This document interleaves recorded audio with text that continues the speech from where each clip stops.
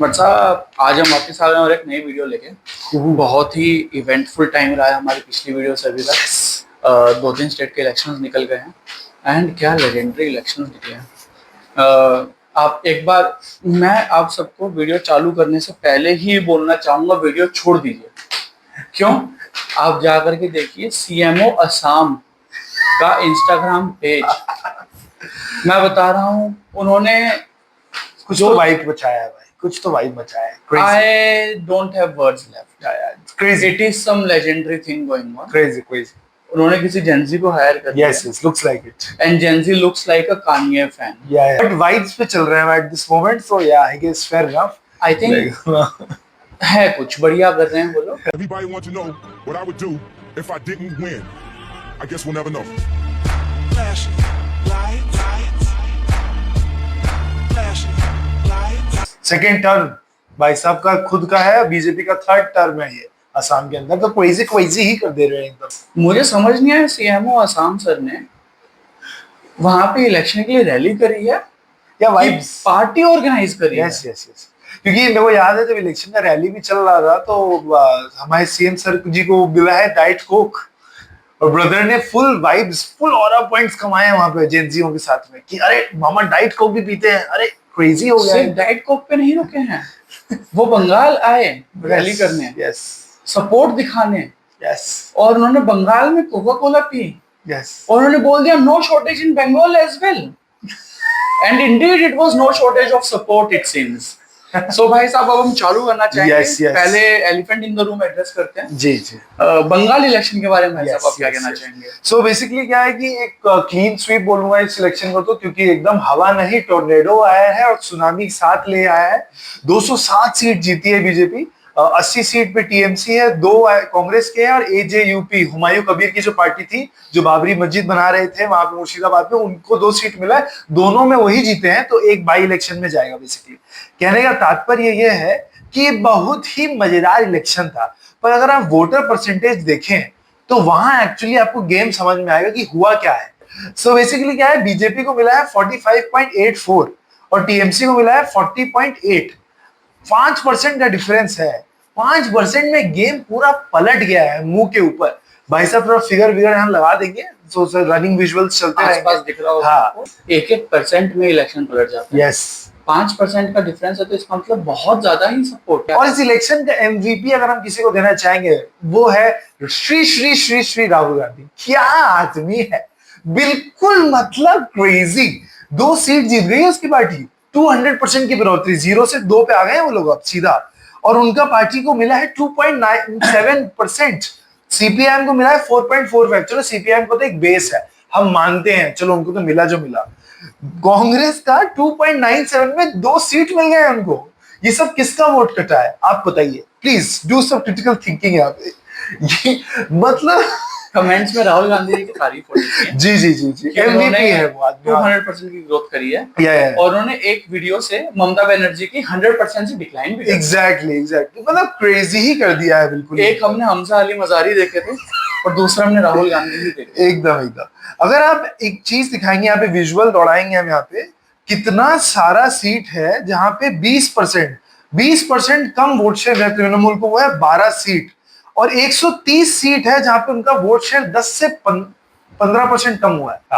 So basically क्या है कि वहां पे जो 20% से बिलो का सीट है, जहां मार्जिन 20% से ज्यादा का कम हुआ है टीएमसी का, वो है 12 सीट, और 20 से लेके 5% तक का जो कम हुआ है सीट, जहां वोट कम हुआ है उनका, वो है 180 सीट। 180 सीट में आपका 20 से 5% के बीच मार्जिन कम हुआ है। दैट जस्ट शोज कि आपके अगेंस्ट में एक बहुत बड़ा वेव था। सुजीत बोस, मतलब अब समझ रहे हैं, ममता बनर्जी खुद अपना सीट हार चुकी हैं। कौन सा बड़ा नेता है जो 3 बार 4 बार से जीत के आ रहे हैं, उन सबका सीट ही चला गया है। टेंजेंट ड्रॉ करना चाहूंगा हमारे तमिलनाडु के इलेक्शन। एकदम क्रेजी ही कर दिया। वहां भी कोई बड़ा नेता अपनी सीट नहीं बचा पाया। अगेन वहां पे भी, और कोई भी बड़ी पार्टी अपनी इज्जत नहीं बचा पाई। यस और एक इम्पोर्टेंट चीज जो है तमिलनाडु इलेक्शन का, जो मेरे को समझ में आया, जो इम्पोर्टेंट चीज है, पिछले बार अन्नामलाई ने ये करके दिखाया था इलेक्शन में कि 18% वोट अन्नामलाई और एनडीए को चला गया था, जहां पे ना कोई एआईडीएमके के साथ गठबंधन था ना डीएमके के साथ। दैट शोड की ओपनिंग तो है, बट मैं यहाँ पे डिफर करना चाहूंगा बहुत लोगों के साथ जो कह रहे हैं कि विजय जीत गया तो अन्नामलाई भी जीत जाता। आई थिंक ये बहुत अलग टाइप का पैरेलल्स ड्रॉ हो रहा है, क्योंकि विजय के पास एक इनहेरेंट बेस है चेन्नई के अंदर और इन जनरल तमिलनाडु में। वो एक बहुत बड़ा एक्टर है। मैं पिछले 1-1.5 साल में 2 या 3 बार चेन्नई जा चुका हूँ खुद भी, और वहां पे जिस तरीके का विजय का क्रेज है, जो साइलेंट वोटर था, अब कहीं भी जाइए किसी से भी पूछिए, सबको विजय के बारे में पता है। सिर्फ पता ही नहीं है, उनको उनका जो साइन है विसल वो भी पता है। That is a huge thing.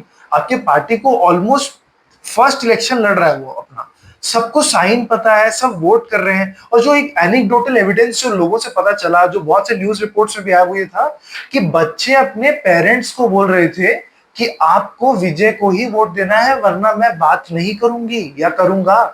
And ये जो है, this was breaking party lines. और मुझे लगता है ये सिर्फ बच्चों की बात नहीं थी, विजय के फैन क्लब्स हैं जगह जगह पे, सोसाइटीज में उन्होंने बहुत मोबिलाइजेशन करी है।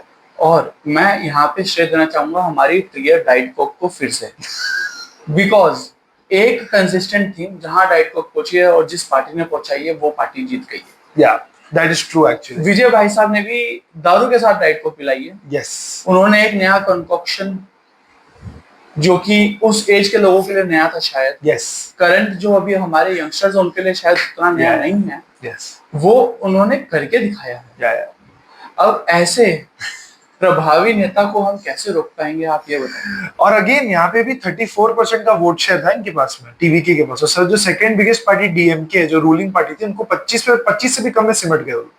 दैट जस्ट शोज कि हवा नहीं, सुनामी चला था। दिक्कत अगेन वहां पे भी ये हो गया है, अब टीवीके को चाहिए मेजोरिटी के लिए 114 या कितना सीट। प्रॉब्लम क्या है, कांग्रेस अपना अलायंस को डीएमके से तोड़ के चला गया टीवीके के पास में, बट आईयूएमएल हो गया, सीपीआईएम हो गया, लेफ्ट की जितने भी पार्टी है, कोई भी नहीं जाना चाह रहा है टीवीके के पास में। उसका एक बहुत क्लियर रीजन है, सबको पता है ये एक अनोमली है। और अगर अनोमली नहीं भी है, जो भी एक एंट्रेंच्ड पॉलिटिकल पार्टी और यूनिट होता है, ये एक अलायंस था, कांग्रेस तोड़ के जा रही है। कांग्रेस एक नेशनल पार्टी है, उनके लिए कोई इतना बड़ा फैक्टर नहीं है, पर बाकी सब एक रीजनल पार्टी की तरह बन गए। मुझे लगता है कि केरला के इलेक्शन भी हुए थे, मुझे नहीं पता कितने सिग्निफिकेंट तरीके से उसके बाद सिग्निफिकेंट अगेन वहां भी यूडीएफ जीत के आया। बेसिकली जो कांग्रेस अलायंस है वहां पे एलडीएफ और यूडीएफ के बीच में ही स्वैप होते रहता है, तो यूडीएफ जीत गया।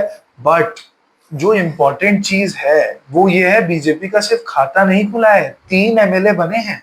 और वहां पे 15 ऐसी सीटें थी जहां पे बीजेपी का जो लूजिंग मार्जिन है इज लेस देन 1000 और 10,000 से 1000 के वोट्स के बीच में। एंड दैट शोज कि इतने दूर भी नहीं है बीजेपी के उस हिसाब से कि केरला के अंदर भी, which was a state which I never felt कि बीजेपी फोर्सेबल फ्यूचर के लिए कर पाएगी। ट्रैक्शन कैसे लेकर के आया, या पुडुचेरी में बीजेपी जीत गई है, दैट वी नो। वो भी अलायंस में जीते हैं, वहां पे एनसीआर बोल के पार्टी है, वो मेन पार्टी है। फैक्शनलिज्म वो होता ही है, वो यूनियन टेरिटरी है, तो वो इतना बड़ा फैक्टर नहीं है। और इन सब के अलावा अब हम इन सब की बात क्यों कर रहे हैं, इन सब की बात करके आपका क्या फायदा होगा, है ना। इलेक्शन तो हो गए, आप सब लोग तो इन स्टेट्स में शायद नहीं रहते हो, आप सब लोग अपने अपनी स्टेट में रहते होगे, बट एक की चीज जो अब फायदा होगा, जैसे बंगाल जैसे स्टेट में जहां पर सेंट्रल पॉलिसी सप्लाई नहीं होती, उनका एक कॉपी पेस्ट वर्जन या उनका एक डाइल्यूटेड वर्जन ममता दीदी अपने स्टेट के फाइनेंसेस के हिसाब से निकाल देती थी। It was a political move जो कि हो रहा था। आई थिंक वो अब और नहीं हुआ, वो एक सिंक्रोनाइज तरीके से पॉलिसी पेनिट्रेशन हो सकता है।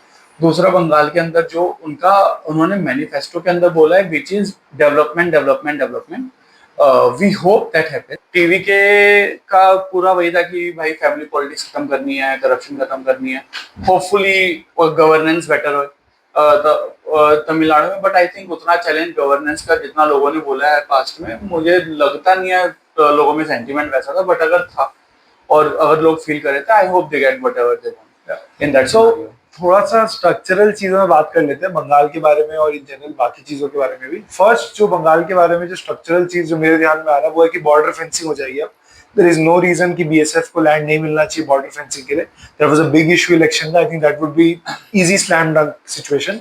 सेकंड मेरे हिसाब से इंडस्ट्रीज का जो है, इंडस्ट्री थोड़ी परेशान तो थी क्योंकि इंसेंटिव्स विड्रॉ कर लिए गए थे बहुत सारे बंगाल के, तो वहां पे भी एक प्रॉब्लम था जो आई फील बीजेपी आने के बाद वो ठीक हो सकता है. थर्ड है land ceiling act. Land procurement अभी भी बंगाल में थोड़ा प्रॉब्लम है क्योंकि वो लैंड सीलिंग एक्ट के बेसिस पे होता है. सो वो आई थिंक वो लेट गो करके मेट्रो प्रोजेक्ट्स और जो डेवलपमेंट प्रोजेक्ट्स है वो सब. रेलवे का आप काम देख रहे हैं कितना फास्ट तरीके से वो लोग जो सेटलमेंट्स इसको हटा रहे हैं ट्रैक्स के पास में से. I think that is something which no brainers basically start करने के लिए. इन जनरल अगर आप इंडस्ट्री वाइज देखें, I feel Bengal is position very nicely. Kolkata port finally develop होगा और इसको एक स्केलेबल जगह पे लेके जाएगा. हल्दिया में केमिकल्स, हल्दिया में आईओसीएल का इतना बड़ा प्लांट है, जितना टाइम से स्टाइफल हो रहा था इतना बड़ा नहीं कर पा रहे थे लोग सेटअप क्योंकि पॉलिटिकल बैकिंग नहीं है, सपोर्ट नहीं है, बहुत इश्यूज हो रहे थे. इसलिए सारा कुछ पारादीप जाता उड़ीसा में. सब उड़ीसा तो डेवलप हो ही गया है उस सेगमेंट में, बट साथ ही साथ में हल्दिया और ये सब जो एरियाज है वो सब भी डेवलप होना वापस से स्टार्ट करेंगे. इन्वेस्टमेंट्स केपेक्स ज्यादा होगा. जैसे भाई साहब ने बोला कि बहुत सारे सेंट्रल स्कीम्स है जो लग नहीं रहा था वो अब फाइनली लगना स्टार्ट हो जाएगा.